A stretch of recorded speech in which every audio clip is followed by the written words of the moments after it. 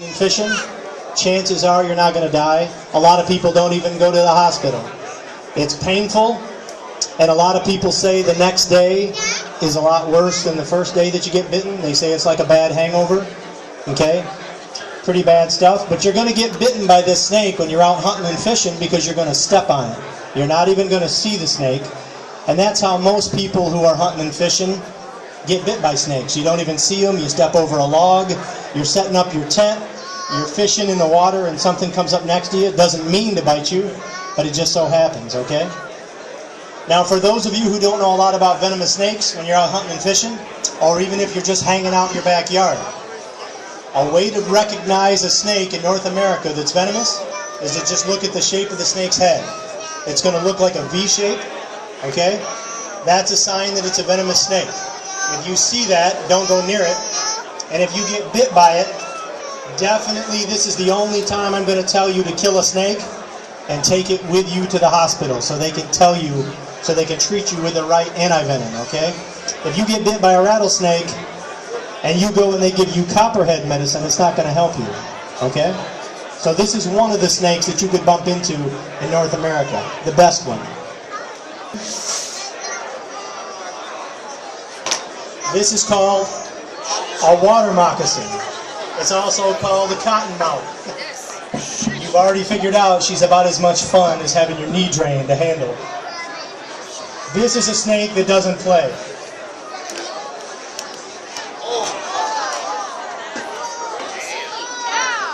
This is a snake that would bite you very, very quickly. When you're fishing, as you can see, she doesn't play. She can hit you from quite a distance, about 3 feet. It's a big, heavy-bodied snake, and the reason her body is heavy like that, she's got this wide body.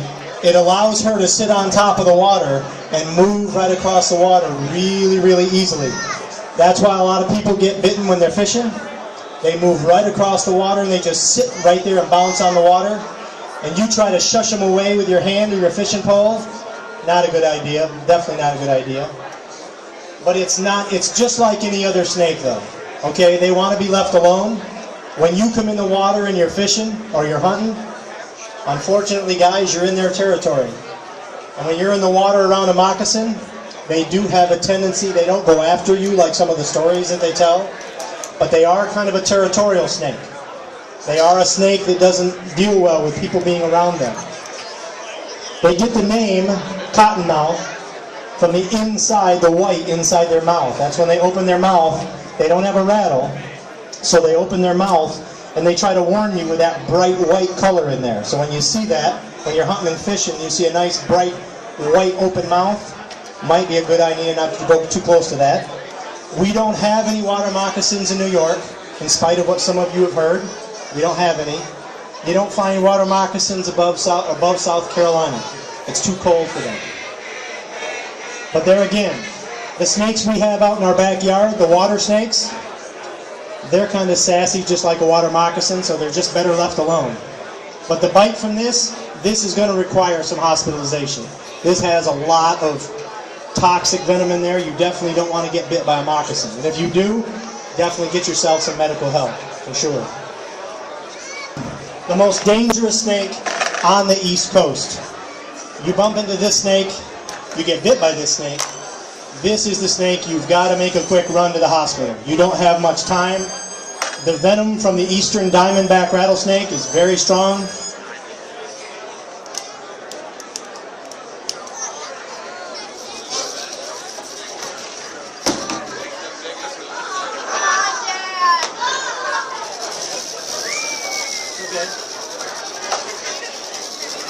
The eastern diamondback is the world's largest rattlesnake. It's found on the East Coast, all the way from southern Pennsylvania, all the way down to Florida. The venom from an eastern diamondback is one of the most toxic of all the rattlesnakes. I don't know exactly how many people a year die from eastern diamondbacks, but it's probably pretty low. We have a good system.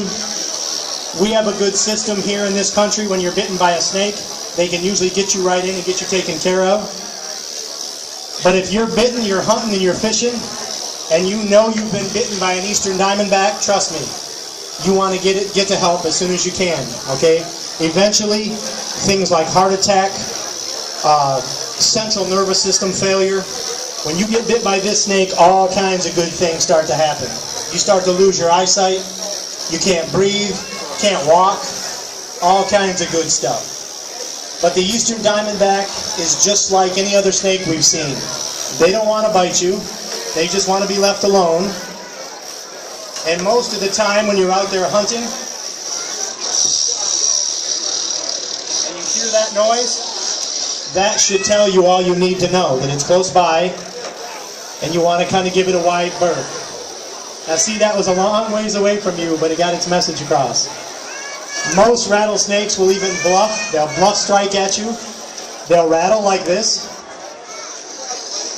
And then they bluff strike like it did at her. It just bluffs to try to get you away from it. So they'll do just about anything they can to keep from having to bite you. Okay? This snake here was rescued right here in New York, about 30 miles from here. It actually came into a Lowe's department store on a tractor trailer. It happens all the time. Snakes piggyback in from all over the place. You go camping down in Pennsylvania with your camper trailer, your pickup, and a snake crawls in for a ride back home. Doesn't happen a lot, but it does happen. Can they get that big in the wild? Oh yeah. This is what you might bump into. This is one of the world's deadliest snakes. Also, she's also one of the world's most beautiful snakes. We're back to that whole beautiful, dangerous thing. This is called a gaboon viper. This holds 3 records in the snake world. Okay? She has the world's longest set of fangs. She has the world's largest set of venom glands. You can tell by the size of her big head. Right here, there's some awfully big venom glands in there. And she has one of the world's fastest strikes. So this snake is sitting on the jungle floor, blending perfectly with the leaves, and you're walking along, looking at the monkeys, checking your gun, all that good stuff, and boom, you step right on her. Before you even know it, you've been hit. Her strike is so fast, and the venom, to give you an idea, will put an elephant in a neurotoxic coma in 45 minutes. So you don't have long. So you better make your peace with the Almighty, call your mama, do what you're going to do, but you don't have a lot of time. So that's why the next time you're big game hunting in Africa, you know, don't just look up, be looking down. Yes. They belong to a family of snakes called puff adders. Instead of rattling, they do this huffing and puffing. They make a really, really, really loud noise. So you want to be listening for that, for sure. But just like the copperhead, she blends perfectly on that jungle floor. So when you step on her, you want to be moving. Now this one didn't find its way here from Africa. That'd be a long swim. This was taken out of an apartment by a very intelligent gentleman who was keeping it as a pet. Okay? Of all the cool things you can keep as a pet, why keep something that's going to kill you in 40 minutes?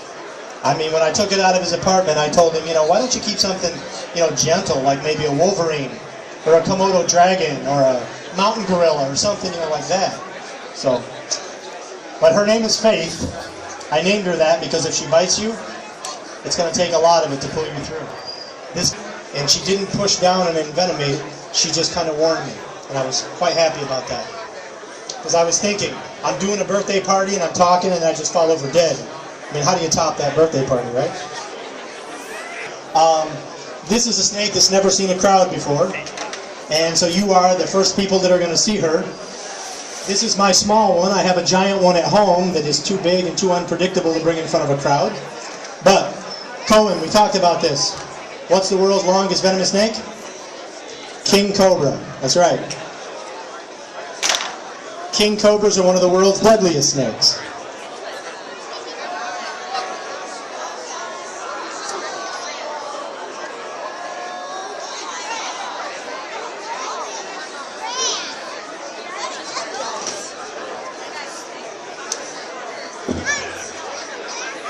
What's everybody scared of? Come on.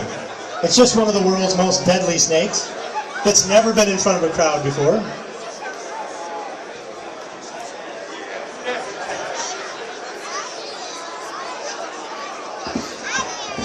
Okay. I named her Cleopatra. This is hands down the longest species of venomous snake on the planet. You don't get to be called the king for nothing. I named her Cleopatra because Cleopatra was one bad chick, and so is she. Females get much smaller than males. She's about 11 feet, okay? The venom from a king cobra, the mortality rate, the survival rate is less than 10%. So if you're bitten by a king cobra, wherever you're hunting in Asia, you might want to get to a doctor pretty quick, for sure. Now if you're wondering why she doesn't do the dance is actually just a myth, okay? The dance is all about just moving. It's not about music, okay? Okay, I'm just moving the hook, sorry. And from a snake guy's standpoint, the king cobra, by far, is the world's most intelligent snake, hands down. What? There we go. Now see, she opens her mouth and tries to scare me. She doesn't want to bite me. And by using her hood, it makes her look bigger than she is. That was a warning. And a smart person would probably put her away and not mess with her anymore. But since it's me, I'm just going to keep doing this and making her look at you. She sees everybody out there and she's trying to figure out what you are. So she's on alert because I'm touching her and she sees you moving out there, which is good. So she'll focus on you and not me. And if I put her body down, you can get an idea of how long she is.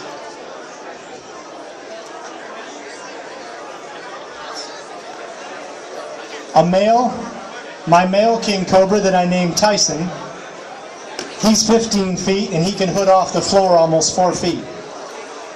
And Cleopatra here, she puts on a good show.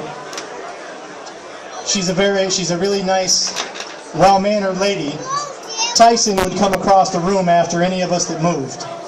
He's a little different. Questions about kings? Cohen, yes.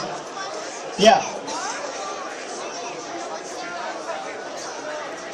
The hood is like a bass's fin on his back. It's got bones in the hood, and when the cobra hoods up, those bones come out just like a fish's fin. That's what helps hold the hood up. Oh yeah. The king doesn't have the widest hood. It can sit pretty high, and the king cobra is the longest venomous snake in the world. A big male can be 17, 18 feet. Any last questions about kings real quick? Yes, sir. You got a question? What did he say? This isn't the world's most deadly snake, but I'll tell you, a snake that chases you through the woods, a snake that will chase you down, and a snake that comes face to face with an elephant and doesn't back down, I would give that the scariest snake in the world. I would definitely call that the scariest snake in the world, for sure. Definitely. Anything that moves, basically. Because I've cooled her down a little bit, so her blood's kind of thick, so she's not coming after me every second. So we can sit here and talk about her and enjoy it.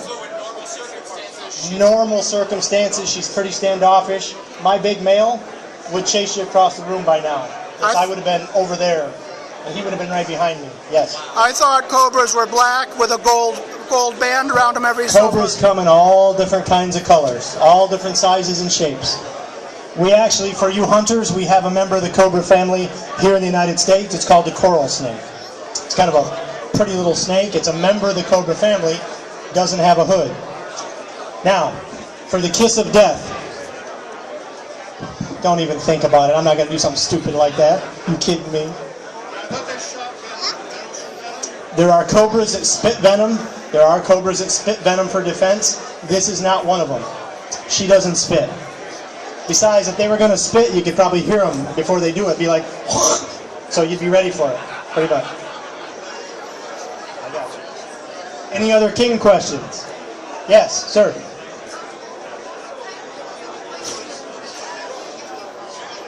If you get bitten, it has a neurotoxin, which shuts down your nervous system eventually. venom varies from snake to snake. All different snakes have different kinds of venom. And I tell people venom is a lot like alcohol. It affects everybody differently, depending on your body size, depends on your body's resistance to it, all that good stuff. All right, well listen guys, it's been great. I'll see you over at my booth, all right?